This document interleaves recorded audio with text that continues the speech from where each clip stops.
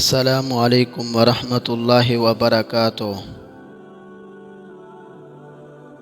جب رب سے بات کرنے کو دل چاہے تو نماز پڑھا کرو، اور جب آپ چاہتے ہوں کہ رب آپ سے باتیں کرے تو قرآن پڑھا کرو۔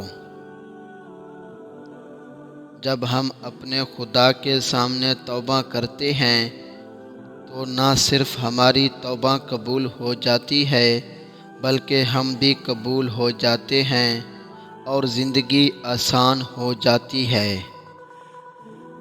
درود شریف پڑھا کرو، زندگی مصیبتوں پریشانیوں سے پاک ہو جائے گی۔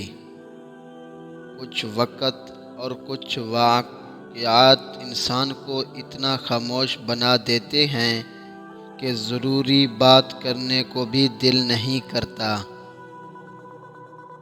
مسکراہٹ جھوٹی ہو سکتی ہے مگر آنکھ سے گرتا ہوا آنسو نہیں۔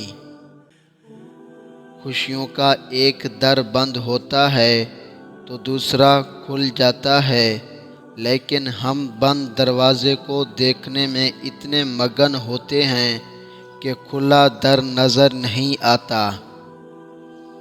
حضرت علی رضی اللہ تعالی عنہ نے فرمایا، جو بندہ اپنی نصیب پر راضی رہتا ہے اس کو کوئی شخص ناراض نہیں کر سکتا۔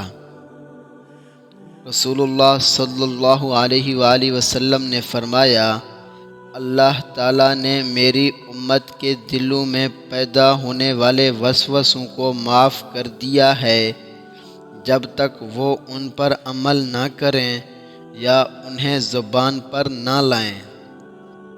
حضرت سلیمان علیہ السلام نے فرمایا، ہر شخص سچا دوست تلاش کرتا ہے لیکن خود سچا دوست بننے کی کوشش نہیں کرتا۔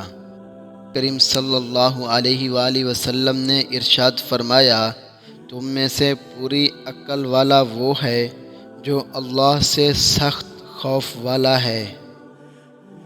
اللہ کی محبت کے سوا ہر محبت کو زوال ہے۔ رب سونے کی محبت کے علاوہ دنیا کی کوئی محبت سچی نہیں، اور رب سونا اصلیت دکھا دیتا ہے ہر رشتے اور ہر محبت کی۔ پھر وہ سب کچھ دکھا کر آدمی سے کہتا ہے، اب بتا تیرا میرے سوا کون ہے؟ ہم تصویروں میں تو خوبصورت اور نمایاں نظر آنا چاہتے ہیں مگر کردار کی فکر نہیں کرتے اور بھول جاتے ہیں کہ انسان کا کردار و اخلاق ہی تو اس کی سب سے بہترین تصویر ہے۔ بہترین انسان وہ ہے جس کا وجود دوسروں کے لیے فائدہ مند ہو۔ حضرت علی رضی اللہ تعالی عنہ نے فرمایا، ہر اس چیز کو توڑ دو جس کو انسان نے بنایا ہے، لیکن انسان کا دل کبھی مت توڑنا جس کو اللہ نے بنایا ہے۔ اگر کوئی چیز تقدیر میں نہیں بھی لکھی تو پھر بھی دعا ضرور کرنی چاہیے، کیونکہ تقدیر کے سامنے ہم بے بس ہیں، تقدیر لکھنے والا تو بے بس نہیں ہے۔ یا اللہ، ہماری گھریلو مشکلات کو حل فرما، ہمارے گھروں میں خیر و برکت عطا فرما، آمین۔